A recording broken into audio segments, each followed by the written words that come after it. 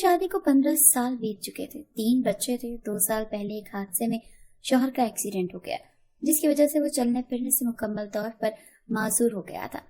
میں زیادہ پڑھی لکھی نہیں تھی اور بچے چھوٹے ہونے کی وجہ سے کوئی نوکری بھی نہیں کر سکتی تھی۔ پورا دن شوہر کی خدمت اور بچوں کے کاموں میں گزر جاتا۔ جو جمع پونجی تھی سب شوہر کے علاج اور تیمارداری میں لگ گئی۔ گھر میں فاقوں کی نوبت آنے لگی تو میں نے اپنا کچھ زیور الماری سے نکالا اور اسے حسرت سے دیکھنے لگی۔ اب یہی تھا جو میری ان کڑے حالات میں کام آ سکتا تھا۔ یہ زیور میری ماں کی نشانی تھی، جسے میں نے بڑا سنبھال کر رکھا تھا۔ یہ زیور میری مرحومہ ماں کی آخری نشانی کے طور پر میرے پاس موجود تھا، مگر بے رحم وقت نے ایسا دن دکھایا تھا کہ میں اسے بیچنے پر مجبور ہو گئی تھی۔ ایک ماں کے لیے اپنے بچوں کو خوشی دینا اور ان کا پیٹ بھرنے کے علاوہ کوئی چیز اہم نہیں ہوتی۔ اس وقت میں بھی صرف ایک ذمہ دار ماں بن کر رہ گئی تھی، مگر احساس ہی نہ ہوا کہ کب میرے گال بھیگ گئے اور میں رو پڑی۔ شاید آج میری برداشت ختم ہو گئی تھی۔ مجھے معلوم ہی نہ ہوا کہ دروازے میں کھڑا میرا دیور مجھے روتا ہوا دیکھ رہا تھا۔ وہ ایک خوبصورت لڑکا تھا اور ابھی اس کی تعلیم مکمل نہیں ہوئی تھی۔ ماں باپ کے مرنے کے بعد ہمارے علاوہ اس کا اس دنیا میں اور کوئی نہیں تھا۔ ہم بھی اس کا بڑا خیال رکھتے تھے۔ خیر، وہ میرے قریب آیا اور کہنے لگا، بھابھی جان، میں آج کے بعد آپ کی آنکھ میں ایک آنسو نہ دیکھوں۔ چھوٹا ہی صحیح، مگر میں بھی اس گھر کا بیٹا ہوں۔ بھائی بیمار ہیں تو کوئی بات نہیں، میں خود جا کر کام کروں گا اور پیسہ کما کر گھر لاؤں گا تاکہ ہماری گزر بسر اچھے انداز میں ہو سکے۔ میں نے حیرت سے اس کی طرف دیکھا اور بولی، اور تمہاری پڑھائی؟ وہ بولا، پڑھنا ہر ایک کی قسمت میں نہیں ہوتا بھابھی جان، میں آج ہی جا کر کام تلاش کرتا ہوں۔ یہ کہہ کر وہ وہاں سے چلا گیا اور میں زیورات کو دیکھ کر رہ گئی۔ قسمت نے جنہیں دوبارہ میرے نصیب میں لکھ دیا تھا۔ میں نے انہیں الماری کے اندر رکھا اور دل ہی دل میں دیور کے لیے دعا کرنے لگی کہ اسے کوئی اچھا کام مل جائے تاکہ ہمارا اچھی طرح گزارا ہو سکے۔ میں گھر کے کاموں میں مصروف تھی اور دل ہی دل میں دیور کا انتظار کرنے لگی۔ شام ہوئی اور پھر رات بھی ہو گئی، مگر وہ گھر نہیں آیا۔ میں نے اسے فون کیا مگر اس کا نمبر مسلسل بند جا رہا تھا۔ میں پریشان ہو گئی۔ میرے پاس اس کے کسی دوست کا نمبر بھی نہیں تھا جسے کال کر کے میں دیور کے بارے میں پوچھتی۔ سب کے سونے کے بعد میں بے چینی سے ٹہلنے لگی اور اس کا انتظار کرنے لگی۔ رات کو دروازے پر دستک ہوئی تو میں نے بے چینی سے دروازہ کھولا۔ سامنے دیور کھڑا تھا۔ اسے دیکھ کر مجھے سکون کی سانس آئی۔ میں نے اسے اندر آنے کا راستہ دیا اور پانی پلانے کے بعد اس سے دیر سے آنے کی وجہ پوچھی تو وہ کہنے لگا، مجھے کام مل گیا ہے بھابھی، اب آپ زیور بیچنے کا کبھی بھول کر بھی نہ سوچنا۔ میں اپنی طرف سے پوری کوشش کروں گا کہ آپ کی اور بچوں کی ذمہ داری اچھی طرح نبھا سکوں۔ میں دیور کی بات سن کر مسکرا دی اور بولی، تم بہت اچھے ہو اور میرے لیے دیور نہیں بلکہ میرے بھائی ہو، اور ایک بہن اچھے اور ذمہ دار بھائی کی موجودگی میں کیسے پریشان رہ سکتی ہے۔ میری بات سن کر دیور کے چہرے پر اطمینان سا پھیل گیا۔ اگلے دن وہ صبح دیر سے اٹھا تو میں نے اسے ٹوک دیا، کام پر نہیں جانا کیا؟ میری بات سن کر اس نے ایک ٹھنڈی آہ بھری اور بولا، میرا کام رات کا ہے بھابھی، شام کو 7 بجے چلا جاؤں گا۔ شام ہوئی تو وہ اپنے کمرے سے نکلا۔ اس کے ہاتھ میں ایک چھوٹا سا بیگ تھا۔ وہ خدا حافظ کہہ کر چلا گیا۔ میں نے اس سے کچھ پوچھنا مناسب نہ سمجھا اور میں اس کا انتظار کرنے لگی، مگر میرا انتظار ہی رہا۔ وہ پوری رات گھر نہیں آیا۔ اگلے دن صبح کو وہ گھر آیا تو بہت تھکا ہوا لگ رہا تھا۔ وہ سو گیا تو میں دبے پاؤں اس کے ایک کمرے میں چلی گئی۔ میں نے اس کا بیگ کھول کر دیکھا تو اس کے اندر مختلف قسم کے تیل تھے۔ میں پل بھر میں سارا معاملہ سمجھ گئی۔ جاب نہ ملنے کی وجہ سے وہ مالشیا بن گیا تھا اور لوگوں کا مساج کر رہا تھا۔ دل ہی دل میں مجھے بڑی شرمندگی ہوئی کہ ہمارے لیے وہ اتنی محنت کر رہا تھا، بلکہ صرف محنت ہی نہیں، اس نے تو اپنی نیند تک قربان کر ڈالی تھی۔ شاید قسمت میں یہی سب لکھا تھا، میں نے سوچا اور آج دیور کا پسندیدہ کھانا بنانے کا فیصلہ کیا۔ شام کو ٹیبل پر خاصا اہتمام دیکھنے کے بعد دیور خوش ہو گیا اور کھانا کھانے کے بعد خوشی خوشی اپنا بیگ اٹھا کر گھر سے چلا گیا۔ اسے خوش دیکھ کر میں بھی خوش ہو گئی اور بچوں میں مصروف ہو گئی۔ ہم نے حالات کو اس طرح قبول کر لیا تھا، اس کے علاوہ تو کوئی چارہ بھی نہیں تھا۔ اب تو یہ سب روٹین کا حصہ ہو گیا تھا کہ دیور شام کو گھر سے نکلتا اور اگلے دن صبح کو واپس لوٹتا۔ ایک دن میں گھر کی صفائی ستھرائی سے فارغ ہونے کے بعد سبزی بنا رہی تھی کہ میری پڑوسن ساجدہ آ گئی اور حال احوال کے بعد کہنے لگی، برا نہ منانا بہن، مجھے کچھ باتیں معلوم ہوئی ہیں۔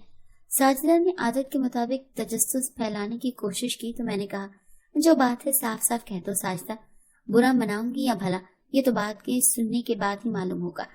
میں نے چڑھ کر کہا تو بولی، اپنے دیور پر نظر رکھو، ہے تو وہ مالشیا مگر رات کے وقت सैफी के अब्बा ने खुद अपने गुनाहगार आंखों से लगातार 2 दिन मुख्तलिफ औरतों के साथ जाते हुए देखा है उसे। मैं तो कहती हूँ जवान जहान लड़का है, होश के नाखून लो और उस पर नजर रखो। साजिदा की बात सुनकर गोया मुझे आग लग गई। मैं गुस्से में अपनी जगह से उठी और बोली, मेरे मासूम देवर पर इल्जाम लगाने वाली आखिर तुम होती कौन हो? जब हम फाके कर रहे थे और हमारे पास एक पैसा तक न था, तब तो तुम हमदर्दी जताने ना आई, लेकिन अब बड़ी बनकर यहाँ आ बैठी हो। मैंने गुस्से से कहा तो साजिदा उठकर खड़ी हुई और ये कहकर चलती बनी, नेकी का तो जमाना ही नहीं रहा। किसी को भला बुरा बताओ तो फाड़ खाने को दौड़ता है। तौबा तौबा। मैंने उसकी किसी बात की परवाह न की। वो दरवाजा पार करके अपने घर जा चुकी थी, मगर मैं अब भी गुस्से की हालत में थी। ये बात मैं अच्छी तरह से जानती थी कि साजिदा मोहल्ले भर की रिपोर्टर है। जब तक खबर को पूरे मोहल्ले में ना फैला देती, चैन से नहीं बैठती थी, चाहे वो खबर झूठी ही क्यों ना होती। मेरा अंदाजा दुरुस्त साबित हुआ। मोहल्ले की औरतें मेरे देवर के बारे में कुरेद कुरेद कर सवाल करने लगी थी। कुछ औरतें तो मेरे और उसके ताल्लुक को भी शक भरी नजरों से देखती थी, मगर मैंने किसी की परवाह न की और लोगों से मेल जोल कम कर दिया। यही इस मसले का हल था, क्योंकि लोगों की जबान बंद करना मेरे बस की बात नहीं थी। और ये वो लोग थे जो एक दिन भी मेरी और मेरे बच्चों की जिम्मेदारी अपने सर लेने को कभी तैयार न होते, तो मुझे भी इन लोगों की बातों की परवाह करने की जरूरत न थी। खैर, दिन सुकून से गुजर रहे थे। जिन लोगों के हम मकरूज थे, उनका कर्ज उतार दिया था और गैस बिजली का बिल भी वक्त पर जाने लगा था। अब चंद माह ही सुकून से गुजरे थे कि एक दिन देवर सुख को घर वापस आया तो बहुत थका हुआ लग रहा था। मैंने उसे खाना दिया और सोने से पहले पेन किलर दे दी। दोपहर के वक्त जब उसकी आंख खुली तो वो बुखार में जल रहा था। उसने बड़ी मुश्किल से आवाज देकर मुझे बुलाया तो मैंने उसके सर पर ठंडी पट्टियां रखी, मगर उसका बुखार था कि उतरने का नाम ही नहीं ले रहा था। परेशानी से मेरे होश उड़ गए। घर में रखी दवाओं से आराम न आया तो मैं उसे करीब अस्पताल ले गई, जहां उसकी दवाओं पर अच्छा खासा खर्चा आया, मगर उस वक्त मुझे सिर्फ उसी की परवाह थी। ससुराल में देवर के अलावा दूर दूर तक कोई भी नहीं था और उसने भी मेरा ख्याल रखने में कोई कसर नहीं छोड़ी थी। खैर, हम अस्पताल से घर पहुंचे और मैंने देवर का ख्याल रखने में दिन रात एक कर दिए, मगर कमजोरी थी कि बढ़ती ही जा रही थी। चंद दिनों में मेरे पास रखे सारे पैसे खत्म हो गए और मैं परेशान हो गई। 1-2 लोगों को फोन करके कुछ उधार रकम मांगी, मगर सबने अपनी अपनी मजबूरियां गिनवा कर इनकार कर दिया। रात का वक्त था और मैं परेशान बैठी सोच रही थी कि अब किस तरह करके अखराजात पूरे किए जा सकते हैं।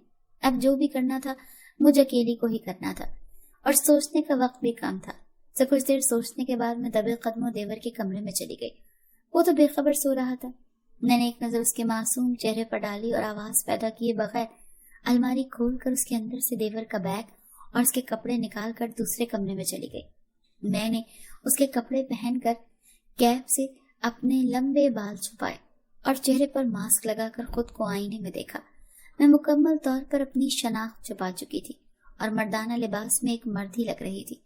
मैं देवर का बैग हाथ में लटकाए घर से निकली और माल रोड पर जाकर खड़ी हो गई। हर तरफ सन्नाटा छाया हुआ था, अंधेरे का रास्ता, मगर मुझे किसी चीज से खौफ महसूस नहीं हो रहा था। अपने मासूम बच्चों का पेट भरने और उनकी जरूरियात पूरी करने की कोशिश में सारा डर और खौफ मेरे दिल से निकल चुका था। इर्द गिर्द कोई मौजूद न था। मैं मजीद आगे बढ़ी और वो जगह तलाश करने लगी जहां मेरे ख्याल से देवर को गाहक मिला करते थे। कुछ आगे बढ़ी तो एक कार मेरे करीब आकर रुकी। कब से तुम्हें ढूंढ रहा हूँ, तुम इधर घूम रहे हो? कार के अंदर बैठे हुए शख्स ने कहा और कार का फ्रंट डोर खोल दिया। मैं चुपचाप कार में बैठ गई। मेरे बैठने के बाद उसने कार चला दी। मुझे घबराहट सी महसूस हो रही थी, मगर मैंने दिल मजबूत किया और चुपचाप बैठी रही। काफी देर बाद गाड़ी एक फ्लैट के पास रुकी थी। उतरो लड़के, आज यही अपनी मंजिल है। वो शख्स गाड़ी से उतरा और उसने बड़ी इज्जत से मुझे मुखातिब करके कहा, तो मैं चुपचाप कार से उतरकर उसके पीछे चल दी। आज हमारा ठिकाना मेरा ये फ्लैट है। तुम तो मेरा ये फ्लैट पहली बार देखोगे। असल में आज ही खाली हुआ है। बहुत जल्द किराएदार यहाँ शिफ्ट हो जाएंगे। वो शख्स अपने ही रॉ में न जाने क्या कुछ कहता जा रहा था। मैं चुपचाप उसकी बातें सुन रही थी। वो मुझे लिए एक खूबसूरत से कमरे में चला गया जहाँ एक बेड था। वो उस पर इस अंदाज में लेट गया जैसे सदियों का बीमार हो। वो अपने पांव को सहलाकर कहने लगा, सच बड़ी तकलीफ है इनमें। शुगर ने मुझे कहीं का नहीं छोड़ा। आज बस मेरे दोनों पांव की मालिश कर दो। उसने बेबसी से कहकर मेरे सामने अपने दोनों पांव कर दिए। मैं उसके पैरों का मसाज करने लगी। कुछ देर तक वो इधर उधर की हाँकता रहा और फिर बोला, آج تم اتنے خاموش کیوں ہو؟ 1 گھنٹے سے میں ہی باتیں کیے جا رہا ہوں، تم بولتے کیوں نہیں؟ اور تمہارے ہاتھ اتنے نرم و ملائم اور سفید پہلے تو نہیں تھے۔ یہ کہہ کر اس نے میری کلائی پکڑی تو میری کلائی میں ایک چوڑی ٹوٹ گئی، میرے منہ سے سسکی نکلی، میرا راز لمحہ بھر میں فاش ہو گیا۔ میں مجرم بنی کھڑی رہی۔ کیا تم کوئی ڈاکو ہو اور مجھے لوٹنے کے لیے یہ ڈرامہ رچایا ہے؟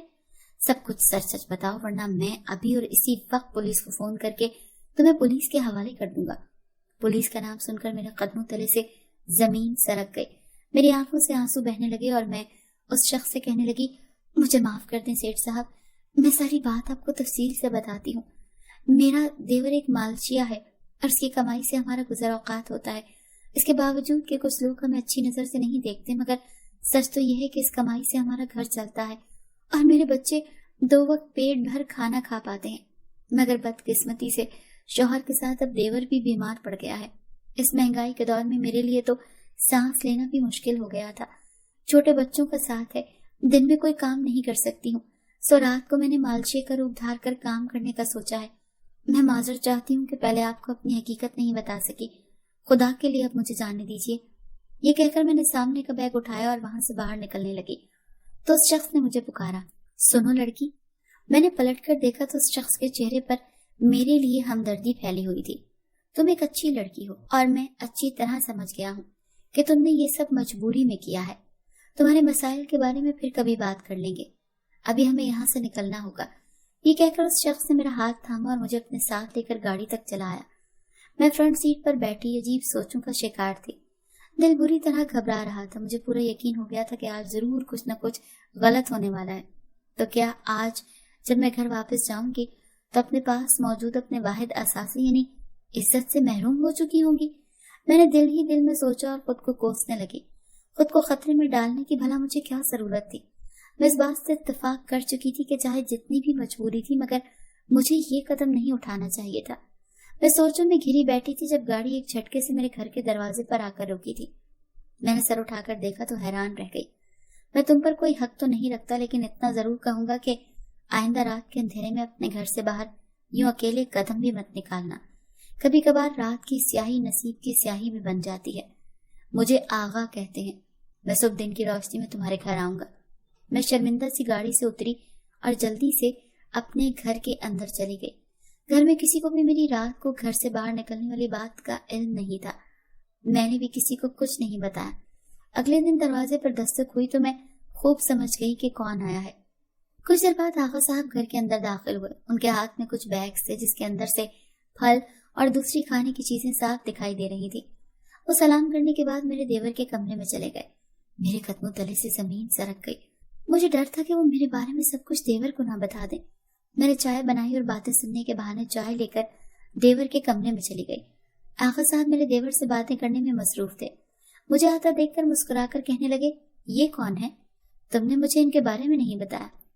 انہوں نے ایسا انداز اپنایا جیسے مجھے پہلی بار دیکھ رہے ہوں۔ میں نے سکون بھرا سانس لیا اور شکر گزار نظروں سے ان کی طرف دیکھا۔ کچھ دیر بعد وہ بہت سارا سامان اور بھاری رقم دے کر چلے گئے۔ یہی نہیں، انہوں نے میرے دیور کی صحت یابی کے بعد اس کو اپنی کمپنی میں جاب کی آفر بھی کر دی تھی۔ ہر ماہ تنخواہ سے زیادہ رقم دیتے، جس کی وجہ سے ہمارے حالات بہت بہتر ہو گئے تھے۔ ہمارے حالات کی بہتری میں میرے دیور کا اہم کردار تھا۔